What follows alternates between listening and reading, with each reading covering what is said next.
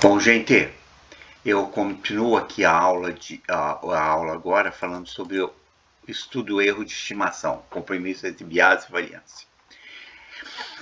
O que é isso aí? O bias é o erro resultante das suposições incorretas no algoritmo de aprendizagem. Se as minhas hipóteses são incorretas, eu vou ter o que a gente fala? Um bias elevado. Significa o que? Essa relacionada à implementação de algoritmo ou falta relações pertinentes, essenciais entre os dados de entradas e saídas esperados. Ou seja, uma subaprendizagem. Ou seja, meus dados não têm muito nada a ver com o resultado.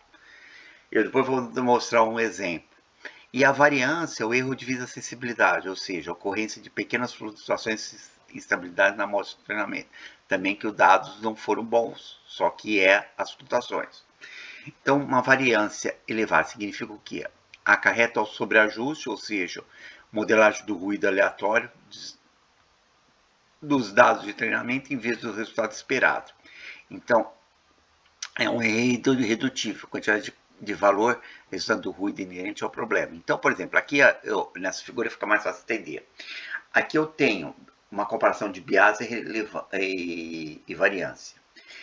Nesse caso aqui, eu tenho o quê? Um bias alto e uma variância baixa, porque aqui está concentrado, tá? Os dados. Mas aí, em compensação, eu tenho uma alta variância e aqui uma baixa variância, tá? Porque os dados estão perto aqui, mas não estão. Agora, o bias tá relacionado com a resolução. Aqui eu tenho o que? Um baixo bias, tá certo? E a variância aqui tá boa, porque estão próximo no meu alvo. Então, quando eu faço um problema de regressão, eu tenho que fazer uma boa análise dos dados, como eu falei para vocês, para evitar isso, ter um compromisso, de tal forma que não pode. O ideal é que estejam próximos os dados, seria essa situação ideal. Aqui eles estão fortes, estão longe do meu alvo. Aqui estão mais concentrados, então a variância aqui está longe do alvo, mas estão mais concentrados os pontos, tá? Então é o seguinte, a gente vai ter sempre um compromisso entre o bias e a variância, tá? De tal forma que eu vou ter que fazer num problema crítico de aprendizagem, que os modelos baixo bias são geralmente mais complexos, como por exemplo no caso de uma regressão polinomial de ordem elevada.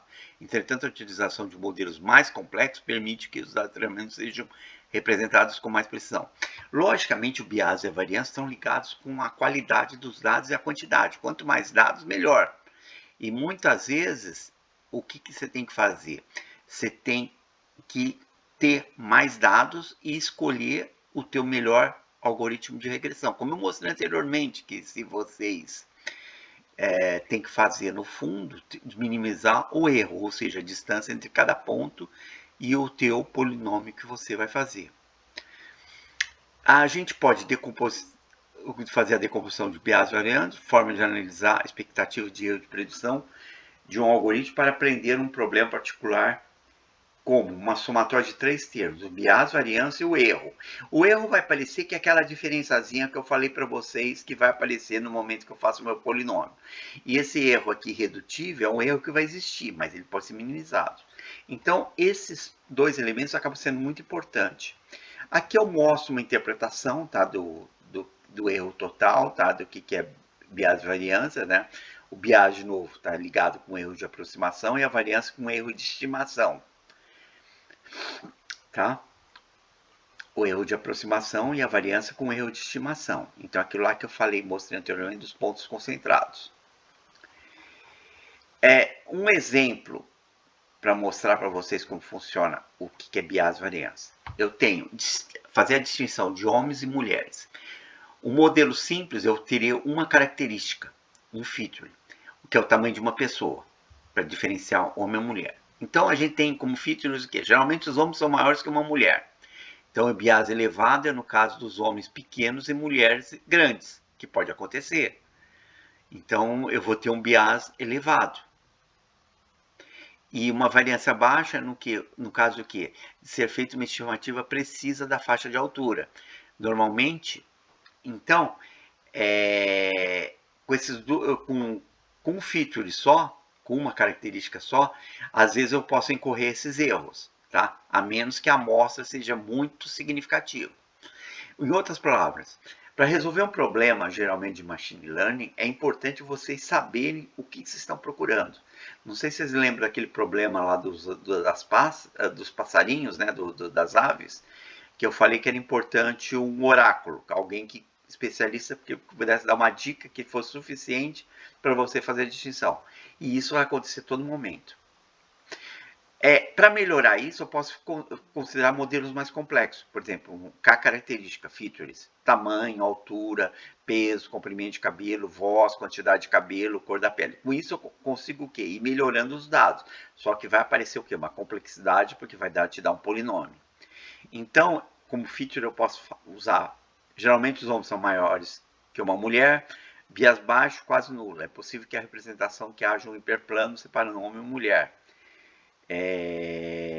E assim por diante, mas a variância é mais alta. Esse hiperplano vai ser possível estimar esse grande número de características, um número limitado de amostras. Então, não sei se vocês perceberam, o feature e os bias estão muito ligados com o quê? Com a quantidade e a qualidade de amostras, tá? O outro ponto que é importante apresentar aqui, uma comparação entre linear e polinomial regressão. Então, como eu falei para vocês, a primeira coisa que a gente faz é fazer um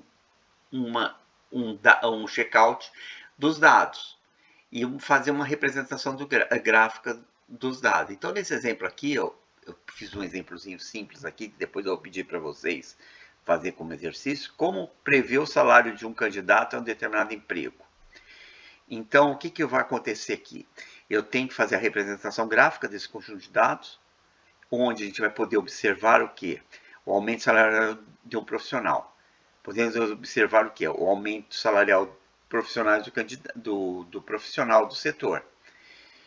E então, aqui nesse gráfico aqui, eu vejo salário e anos de experiência, que vai te dar essa nuvem de pontos. E você percebe que o bias aqui e a variância são baixas, né? Porque estão bem próximos da curva. O modelo proposto, regressão linear. E se eu quiser ver um candidato com 5 anos de experiência, vai ser mais ou menos aqui, que daria aproximadamente 70 mil. Isso aqui é uma estimação sem fazer conta, sem fazer cálculo nenhum, tá?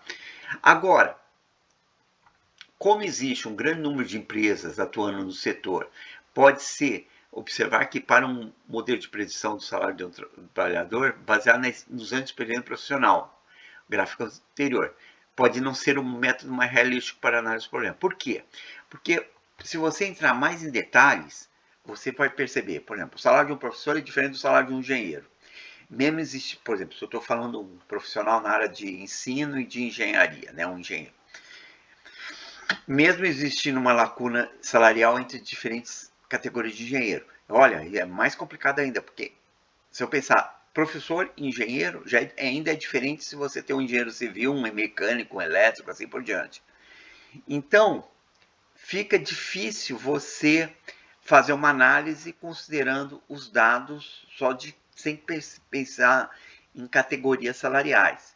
Então, como que a gente vai ter a solução para esse problema? Tentar completar a análise a partir da utilização de uma outra base de dados da determinada empresa baseada na sua experiência, confrontando posteriormente a análise dos dados do profissional do setor.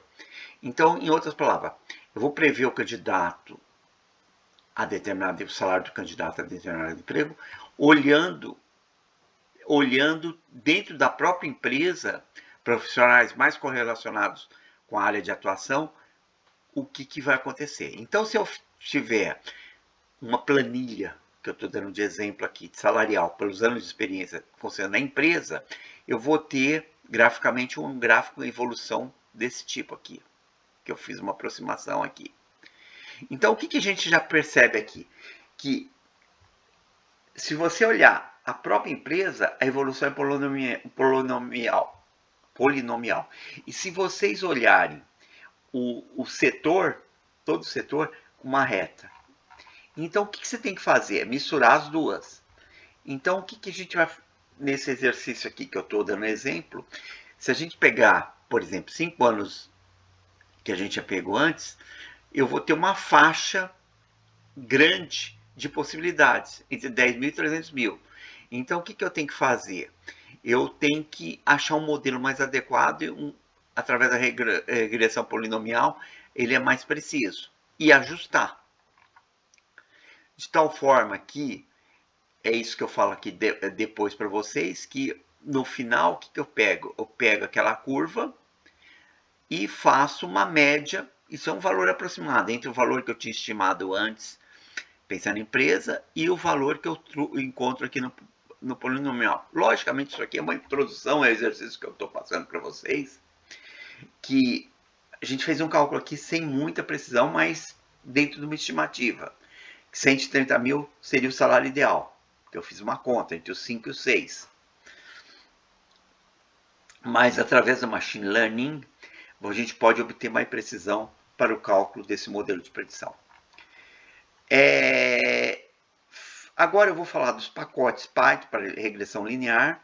Basicamente você tem um NumPy, que é um pacote científico de rotinas matemáticas do Python, que é uma biblioteca open source, como vocês já estão familiarizados, que me permite realizar operações em desempenho com arrays unidimensionais e unimultidimensionais, tá? O Scikit-learn, que é uma biblioteca mais avançada que utiliza o NumPy e outros pacotes Python, que fornece o quê? Dados para pré-processamento, redução de dimensionalidade, implementação de regressão, classificação e armazenamento de cluster. E o StatsModel é uma mais avançada ainda, que baseada no Scikit-learn e que permite regressão linear e outros dados, tá? As etapas são sempre as mesmas que eu falei para vocês. Importação dos dados e classes necessárias no pacote, fornecer os dados necessários, transformações apropriadas, que é a visualização gráfica, implementação de modelos de regressão, que isso aqui é importante através da observação dos dados existentes, verificação dos resultados e ajuste, modelo é satisfatório ou não, e aplicação de modelos para predições. Então aqui está um exemplo, tá? Que a gente falou, tem algumas funções todas prontas no Python, né, no Scikit-learn, por exemplo, que é o que eu estou falando, que é a linear regressão, tem nos exemplos que eu falei para vocês, tem a representação matemática, a minimização do erro aqui, mínimos quadrados de aproximação, que eu vejo aqui, que aqui tem um problema sério de erro de variância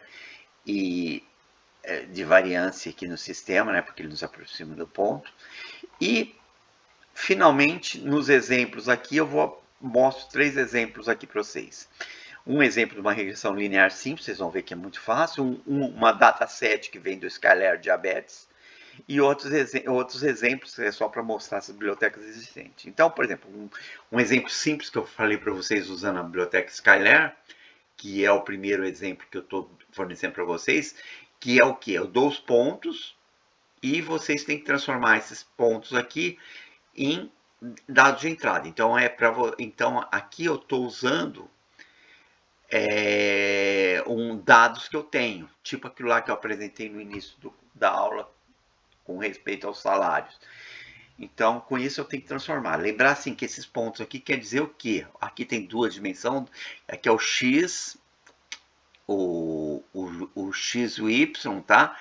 E aqui é a outra dimensão do ponto aqui, tá certo? Então, para cá, ó, vocês veem o seguinte, que eu tenho meu x e o y, outra dimensão, que é o mesmo para todos eles aqui. Então, aqui eu vou ter duas retas de coeficiente linear, sabe? Lembrar que são 2 retas, isso aqui está querendo dizer que é uma reta e outra reta aqui, onde o x para uma é esse, o y é igual, tá? O x da outra é esse, o y é igual, 0, tá? É uma forma de representação em Python. Não sei se ficou clara para vocês. Então aqui, por exemplo, aqui é o meu x e meu y numa reta, aqui meu x numa outra reta, meu y que é aqui. Por quê? Com essa representação aqui eu estou traçando 2 retas com termos diferentes. Acho que ficou claro, né? Logicamente a resposta vai ser 2 coeficientes lineares, de uma reta e do outro. Então aqui são as coordenadas em x de uma reta e da outra, e aqui de y, onde vai ser comum, porque eu representei dessa forma. Se eu tivesse representado com duas variáveis, seria duas retas com diferentes. Aqui eu estou usando o mesmo alinhamento de y. Por que isso aqui? Isso aqui é tipo aquele gráfico dos salários para vocês, então é interessante essa representação. O outro exemplo que eu fiz para vocês é o dataset. Eu peguei um dataset do Skylab. O Skylab tem vários datasets que vocês podem usar, que tem essas características aqui. Então ele tem uma base de Donner de dados, tá? Com 442 amostras, são 10 características, tá? E o que a gente fez aqui nesse exemplo é pegar uma dessas colunas, dessas características, e fazer a regressão linear simples. Então tá nos exemplos que eu falei para vocês, tá? Eu estou passando para vocês exemplos. E aqui é a biblioteca Skylab, a biblioteca de diabetes, que eu mostrei para vocês, tá? E no final vocês vão ter alguma coisa desse tipo aqui, tá? Com uma coluna. E você vai ter os teus coeficientes. Vocês vão ver o seguinte, com 3 linhas de código você resolve o teu problema, que é o que eu quero. Os teus coeficientes, ou mínimos quadrados, tá? Da tua reta. E o coeficiente de determinação, 0,47, significa o quê? 50%. Significa que os dados são mais ou menos, tá? Mas ele te dá uma aproximação. Um erro de 50%.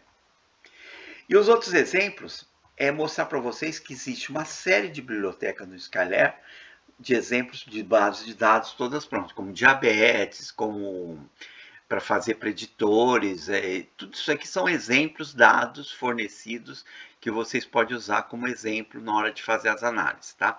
Então acho que é só isso, tá? Desculpa não ter ido bem o vídeo, tá? No primeiro vídeo, e agora eu já estou repassando para vocês. Obrigado.